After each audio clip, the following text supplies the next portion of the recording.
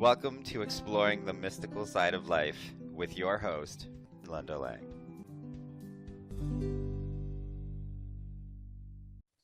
Hi, this is Linda Lang from ThoughtChange.com. Welcome to Exploring the Mystical Side of Life. If you enjoy our conversations, make sure you subscribe, tell your friends. Today we are exploring twin flames and soulmates with Al Hari.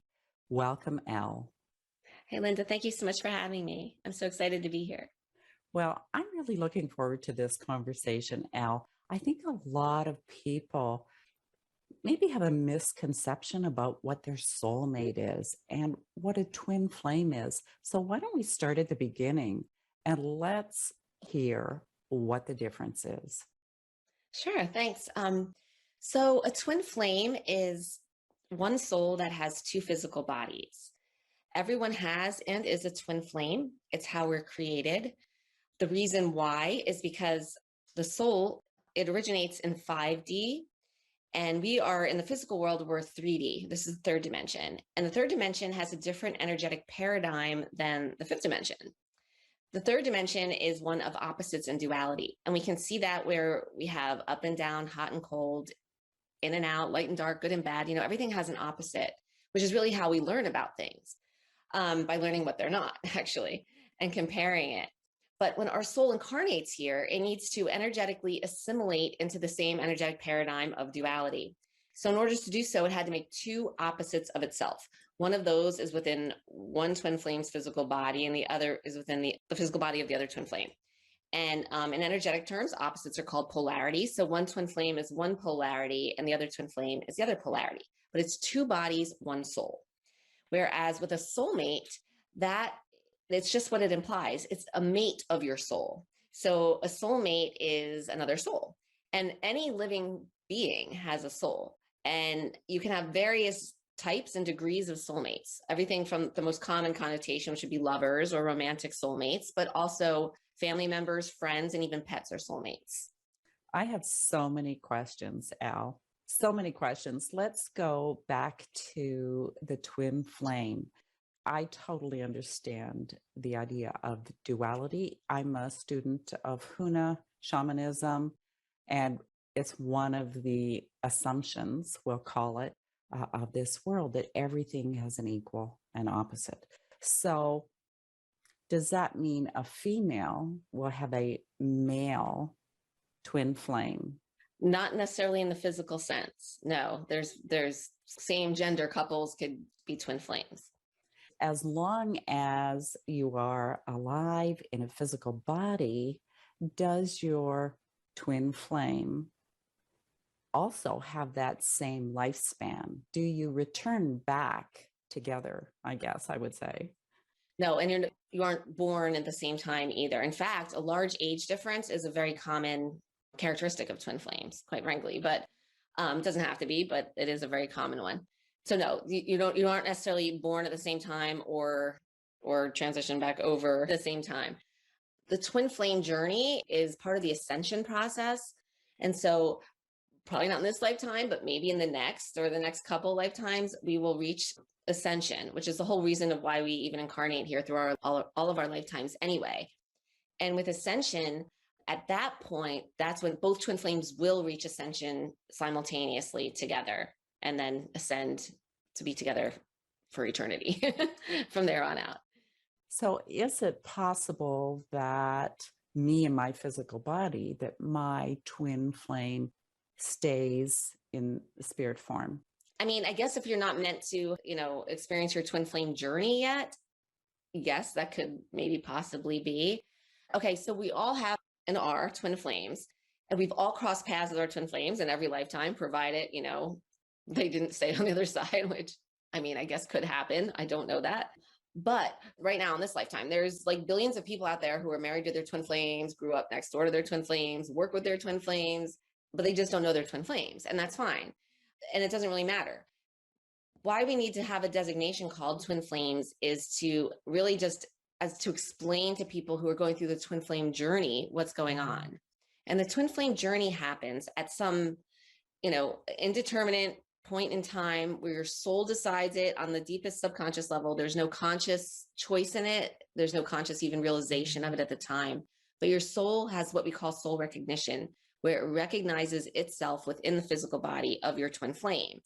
And at that point, those two polarities I spoke about become activated, and they build up, and the buildup is intense, and it's amazing feeling. And it's just this whole entire like that's when the twin flames are drawn together like magnets. They feel like, no one has ever understood them like that before. They found home, all of those amazing things.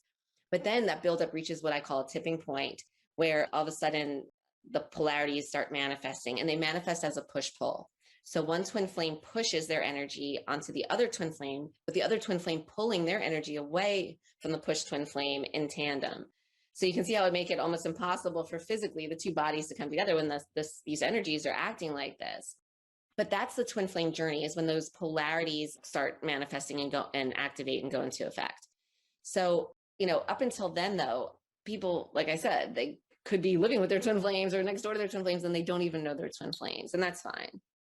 Does every person at some point actually meet with their twin flame, whether or not they recognize that person?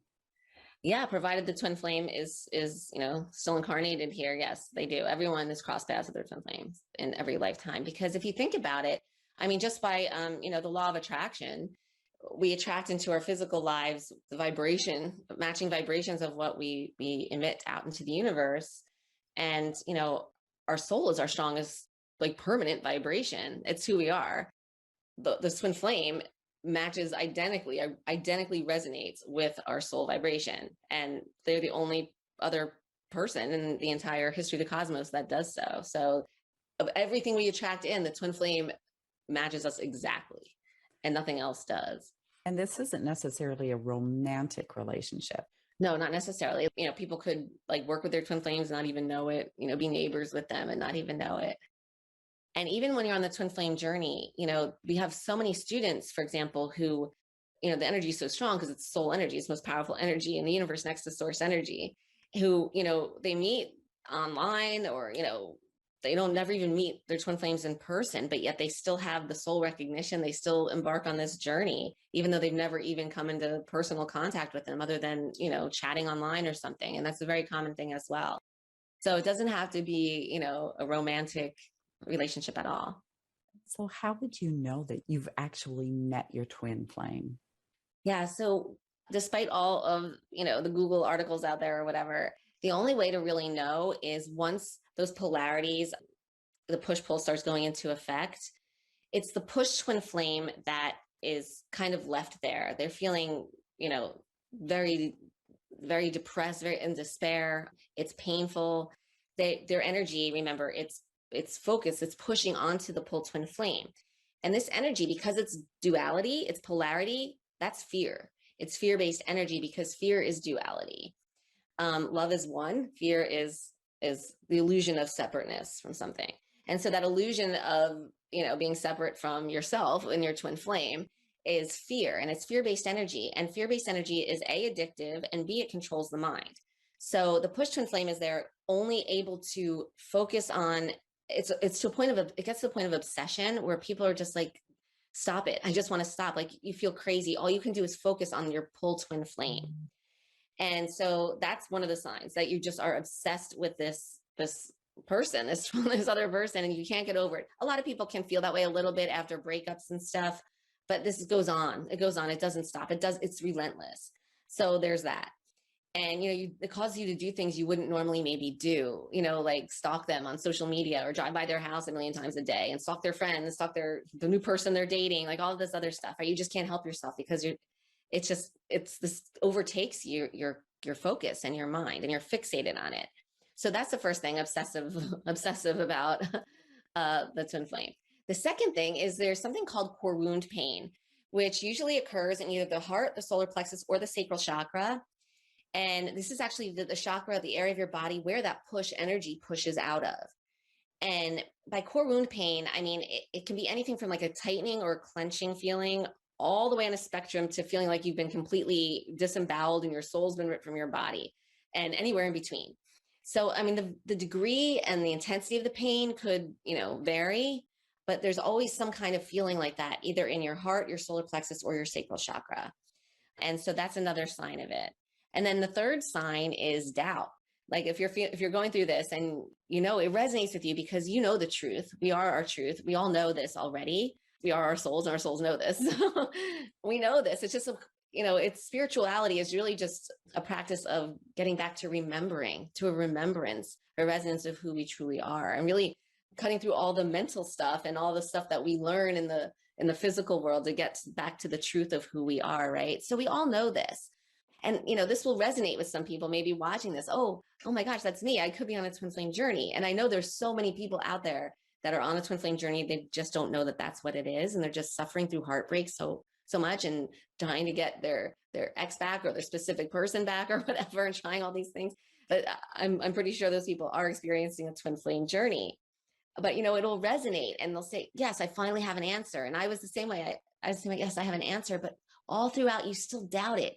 There's this doubt, this element of doubt in there that, no, this can't be it. Even though you see it, we teach people how to depolarize the energies, how to neutralize them. And then the twin flame, the soul's able to magnetize the twin flame back in and all of this. And even as that's happening, people just doubt it. They're like, no, that's not going on. But doubt is fear as well. Until you balance out, we call it balance, but until you alchemize or transmute all of that fear-based energy, there's always going to be a little vestige of doubt the whole way. So those are the three things: the obsessive thoughts, the core wound pain, and the doubt. Well, it doesn't sound like a very fun journey. That's for sure. That's for sure. If that's the journey, how can you cope? Like, how do you cope with such intense emotion and work through it? You mentioned depolarizing. Yes. Yeah, good question. So that's not the journey what I described. That is basically the wake up to the journey. That's the awakening that you're on the journey. That's why it's so painful. It's so not fun, because it's your soul really needing to get your attention. If it wasn't like that, I mean, you would think it's just like any other heartbreak or breakup, right? But it's not. It has to be relentless. It has to be intense. And I mean, otherwise, you wouldn't realize like, hey, something different's going on here. So that's why it is. It's like, even an alarm clock, when you're in a great dream and the alarm clock goes off, that doesn't feel great either, but it's to wake you up, right? It's to shake something in you. So that's what all those three things I mentioned, that's the beginning of it, really. What we teach people how to do is then to take that, because it's the push energy that comes looking for the help. The pull energy is also fear-based energy. It also controls their mind. But remember, it's pulling away from anywhere but the push energy. So they're trying to feel like they need to quench like some kind of, or satisfy some kind of like need within them anywhere else but from the push twin flame. So it's completely, opposite of what's going on with the push twin flame. So they can't even focus on that. So it's the push twin flame that comes looking for the help, that's Googling, what's wrong with me, what's going on, and they're the ones that come, we work with. And so it's important to see this push energy within yourself. And remember, it's fear. And the whole point of the twin flame journey is to love yourself on the deepest level possible, 100% totally. And to love yourself, it's not really a verb like, we ascribe to the word love. It's an energetic state of being. It's our natural state of being. It is our soul. Our soul is love energy. And so actually what we're doing is you're aligning and shifting closer into alignment with your truth, with who you are. And to do that, to love yourself, you need to take the fear-based energy within yourself and you transmute it into love, because love and fear can't coexist. So as long as you have fear in there regarding yourself, regarding your twin flame, you're not loving yourself. So we teach people how to recognize that fear-based energy, how to work with it, and then you're able to alchemize it, and it gets transmuted into love. There's a universal law of the perpetual transmutation of energy, which states that lower vibration energies get transmuted into higher vibration energies, and fear is a lower vibration than love. Love does conquer all. So that's what happens when you alchemize the fear. It gets automatically like transformed and transmuted into love. Beautiful. So let's talk a little bit about soulmates, because I think in general, the general perception is that your soulmate is your true love in life.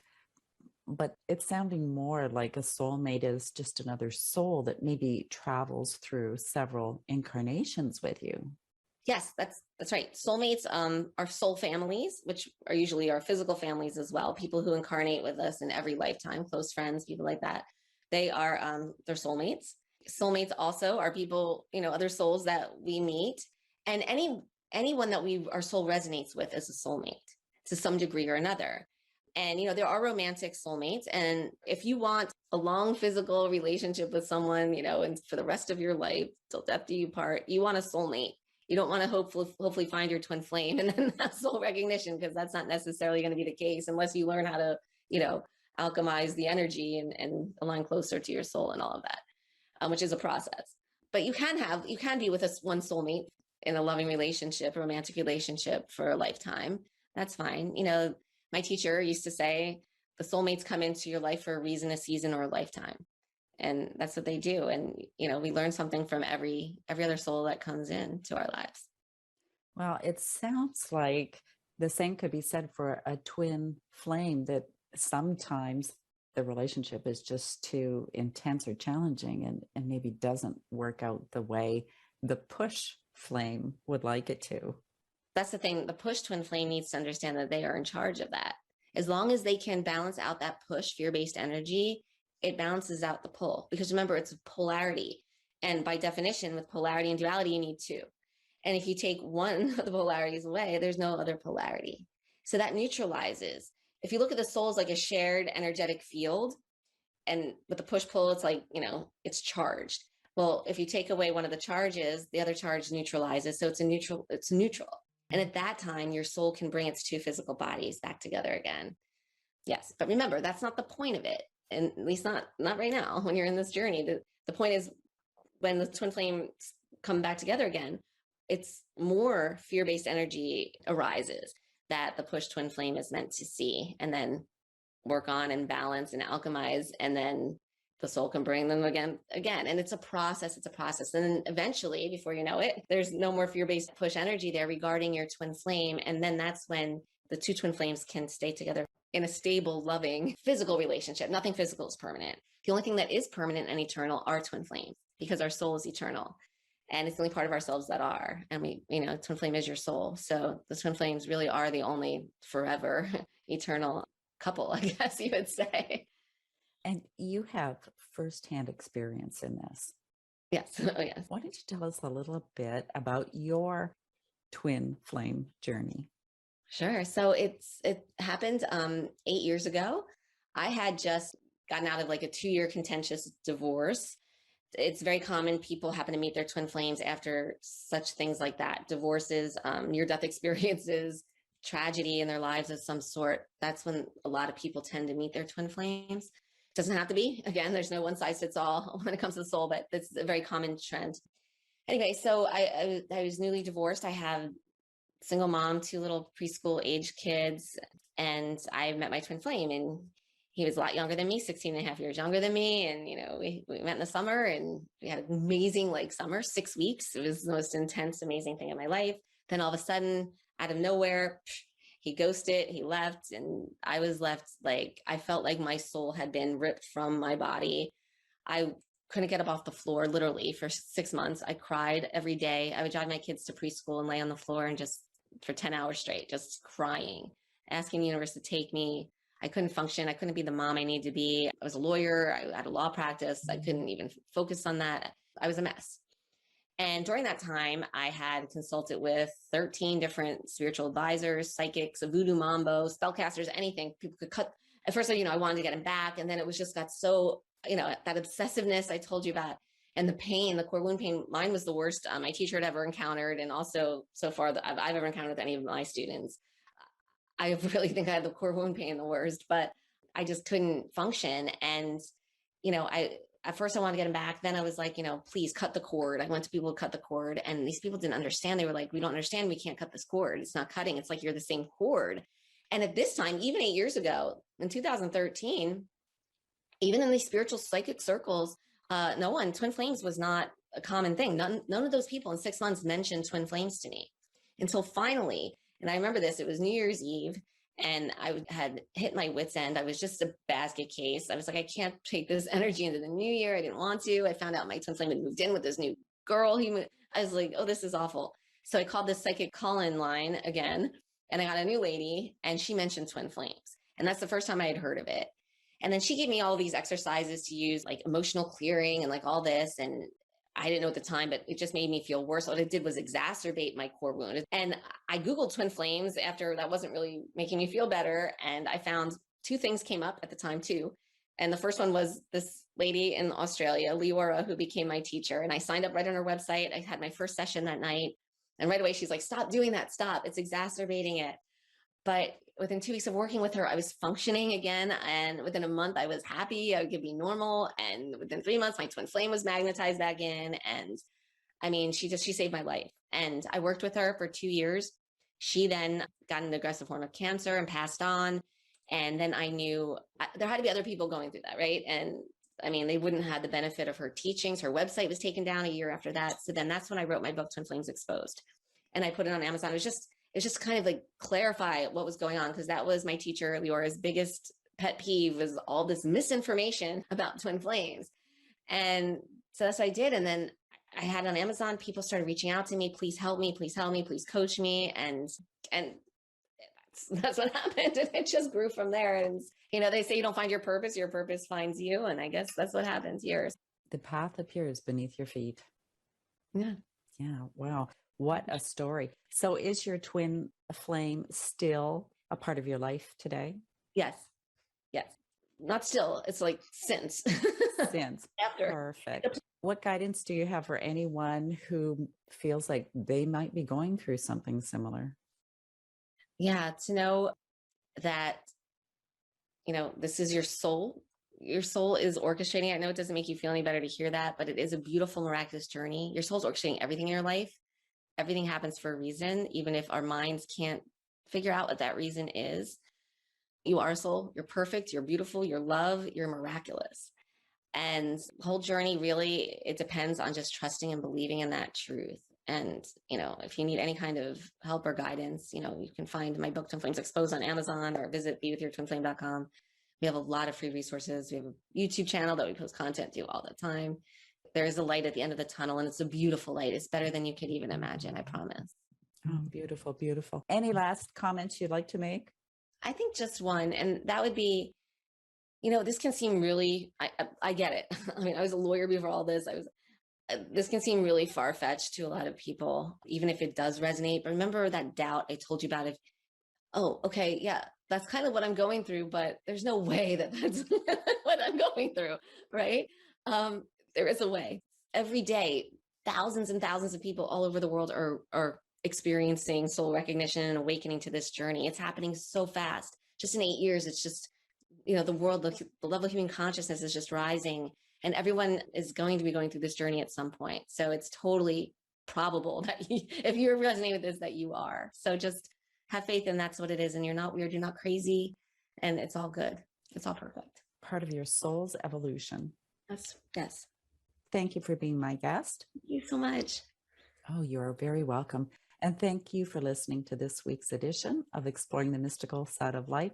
You will find all of our conversations on YouTube, Apple Podcast, Spotify. Come visit me at thoughtchange.com, learn what energy medicine can do for you, and pick up your copy of Learning to Listen. That's it for this week. We'll see you again next time. Bye for now.